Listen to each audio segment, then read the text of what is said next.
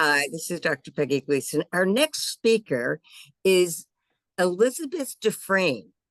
Now, as an avid lifelong gardener and a member of the community garden for nearly 3 decades, Elizabeth combines her rich experience in philosophy, physics, and a distinguished career in computing analytics and management. Wow, wow, wow. We have somebody really smart here, huh? After retiring, she channeled her passion into serving on the executive board of a major community garden in Edmonton. Now, driven by her belief in the power of gardening to foster community, she founded Gardens for Us to inspire and empower others to grow together. Elizabeth is also writing her first book, oh boy, A Beginner's Guide to Starting Community Gardens, helping people everywhere cultivate connection, sustainability, and growth. And Elizabeth, I want to start out by asking you, I believe you're near Alberta, Canada. Is that correct? Yes, Edmonton is in Alberta, Canada. Oh, see that I'm in the US, so I wasn't quite sure where it was in Canada. Well, welcome down here. This is terrific. And I'm so curious, as I'm sure the audience is to understand you went from this high level technical wizardry, physics and all that stuff to your passion gardening. And I want to know, even though you were part of a community garden um, for over 3 decades. What was it that drew you to that? I think it was getting back to my roots. My very, very early childhood was in sort of a market garden area of southwestern Ontario, which is the same latitude as Northern California. So it's very, very mild. And my parents had a huge garden, and some of my earliest memories are me holding on to the fencing that was trying to keep the peas up, and I was just stealing every one that I could. So at about 4 years old, I started grade 1 in a one-room schoolhouse. And then a little bit later, we moved into a village, and we had a much smaller garden at that point. But gardening, preserving food, it was just the nutritious background of everything that I had growing up. A very, very stable environment. So now the village had a 2-room schoolhouse, so a little bit of a shock. And then for high school, I had to now go into the city, being bused into the city, and it was now 600 people. So there was a number of things that gardening, being physical and being grounded with the earth, always kept me well established. Because I love to think, I love to read.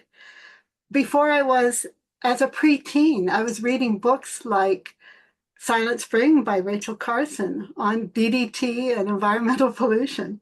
Oh I my had goodness. watched, yes, I had watched the beautiful Lake Erie go from somewhere that we were swimming in, and as a 3-year-old, my dad would take us out there fishing, to a dead lake, to actually being declared a dead lake due to the pollution from the States and from Canada surrounding it. And watching it come back in different environments. So these are the types of things that I was watching all the time while I was learning book knowledge. When I was 11, I was reading things like psychocybernetics. Hi, that sounds fun for a living. Mind-body connections and things of that nature. But I found that through university, the 5 years of university, everything had changed to the extent that I was focused in on a series of knowledge that was limiting me. It was becoming so crystallized. My whole life was centered around trying to figure out this mathematical equation. I'd look at a cloud and I wouldn't see a cloud anymore. I'd see all the things that I had to do to analyze it and things along that line. Now, my exposure was such that you can get trapped into that type of thought patterns, filters. That's all you see in the world. So back to nature. I had a chance to be back to nature. where my girlfriend that I had met when we were at Atmospheric Environment Service doing, between university years, she was in astronomy and I was in physics, so we hit it off pretty good. Well, she bought 20 acres of land on Muscogee Island and said, come on out and help me build a log cabin. So my boyfriend Wow. and I, who later became my husband, we went out there. So from that highly structured ivory tower intellectual world, we were just thrown into a very primitive island where it was, you could only get there by foot ferry. Mm. Uh, if you had power, it was generated. We could only go there walking. It was just so fantastic. She, she's very minimalistic at the time. We lived on gruel. We drank our water off of the tap, and we were we had a chainsaw, but we actually had to trim the bark off of everything to build this thing. We by hand we carried in two plywood things for her floor up and down hills because being a good cartographer, she knew she had more land if she built on top of a mountain. So it's the second highest hill on Gillisgity. But what I really think is important is that it totally changed me and all of my filters. And I didn't want to go back to university anymore. Ah, Yeah, but I did not want to live that way. So it became, how am I going to balance both the intellectual world that I love and book reading, as well as physical nature? And I found that gardening was the way to do it, but there was no opportunity. That's where community gardening came in. that is wonderful. Wow. So when you have a community garden, talk more. Is it, do you have many, many people? Is it a large thing? A lot of people in, say, urban areas like New York City, you don't have big areas where you can just have a community garden, although they do have them, believe it or not, in New York, but they're real smaller, much smaller ones. But Mhm. tell us a little bit about how that's structured when you have a community garden. Well, it really depends on who you are serving, who you intend to serve, and who is around you that is helping in this. You're not doing a community garden on your own, although you may be the one that kicks off the vision for it. You need to be able to see what is in your environment, what the need is, who needs it, and you really need to upfront decide what is your community. Is it inclusive or is it exclusive? Is it part of an organization already? And is it, what need is it fulfilling? And once you have those down straight, you don't have to start big. You can start with a small pilot project. You can start saying, what's my budget? How are we going to be organized? How are how can I find sponsors? What are my bylaws? And it can become very, very overwhelming. So my book and approach is to find out where you're at, become aware of the needs that are there and who you want to serve. Because most of the people that want to launch a community garden are already avid gardeners and they know all about the gardening and they know about gardening and how to culture plants, perhaps within their own personal or family space. But you're adding in a whole new vector of community, of people working together. So it depends on your organization who you're serving. For instance, the one that we're serving is totally inclusive. If you want to get on our waiting list, you just go to the QR code and sign up. And if you don't Wow. want to do the QR code, you there's a phone number for you. And we have a multitude of different techniques, different plants, different cultures, different languages. So much so that I even bought an AI translator so I can talk better to some of the people that This is are there. terrific. I love the all inclusiveness. This is wonderful. Now, with down here, I mean, in the state, certain areas, of course, of Canada and the United States, we get really cold weather. So, what do you do in the wintertime, right? Like right now, we're nearing November when we're recording this. It's early November, and now it's getting a little cooler, and think I know for us, I have flowers and they're all frozen, but I don't have a garden like you do. But so what do you do about that? Are there certain things you can plant in the winter that, I mean, I don't know about that. So if you can fill us in. Certainly. A lot of people can think of a winter garden, especially for those in zone 4, 5, 6. They can actually do a long extension of their summer garden with a late summer planting, so that their products are maturing by the time the first frost happens. So the basic key indicators: look for your first frost date. If you don't have a first frost date, well, you're good for gold. You can grow all around. You just have to be careful of your nutrients and rotations. But the best for a winter garden for those that are in zone 3, 4, 5 is the brassicae. All of the kales, the Brussels sprouts, as well as the root vegetables such as the carrots, the parsnips, the beets. Many can take a really cold hit and still even get sweeter, better tasting. So how can you extend everything? Well, in our particular garden, community garden, we have people renting from April through to the end of September, because we have to prepare everything in the soil for the next season, where we will go in and do the cultivations and the green composting and things of that nature for the people that we're serving. But what I did, I had some beautiful big kale plants, and they were literally bushes. They had grown beautifully. And what I did was I transplanted them into the containers at home where the flowers had died.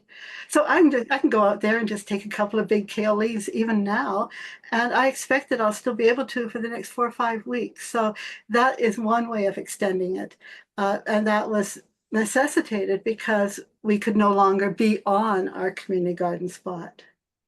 So it's know your first frost date, work backwards, and give it a try. And you can always cover something. Usually we have a first frost, and then we have maybe 2, 3, 4 weeks of weather that is suitable if you have a cover. This is great. Wow. This is so delightful. And so your book that's coming out, right? You tell me about more about that, because this is exciting and I'm sure people are going to be dying to get it and read it. Is it about how to start the community gardening? The primary focus is on key actionable steps to be able to start your garden. So the structure is sort of, we have each chapter, there's 14 chapters, and 10 of them are about launching your garden and how to get your all your ducks in a row, I guess. It starts with the why, identifying who you want to serve, and then reaching out. The key actionable step in the first chapter is reach out to one person with your idea. Get some Mm, accountability, get some input, right? And maybe just to post something on a Facebook about your desire. So it's just the tiny little steps that can get you going, get you motivated, get the momentum. It's all good. So that's all the first chapter, and it really takes you into the types of gardening, and to have people explore, use their Google fingers to explore and see, oh, gee, this makes sense to me. And then it goes on to finding your resources, and the resources being the people. Do you need a committee? Do you what are the bylaws in your area? And just places to and hints to be able to determine that for yourself, because you don't want to go off on a tangent and then find that it won't work in your community. And then we that's get in, okay, and that's no, chapter 1 and 2.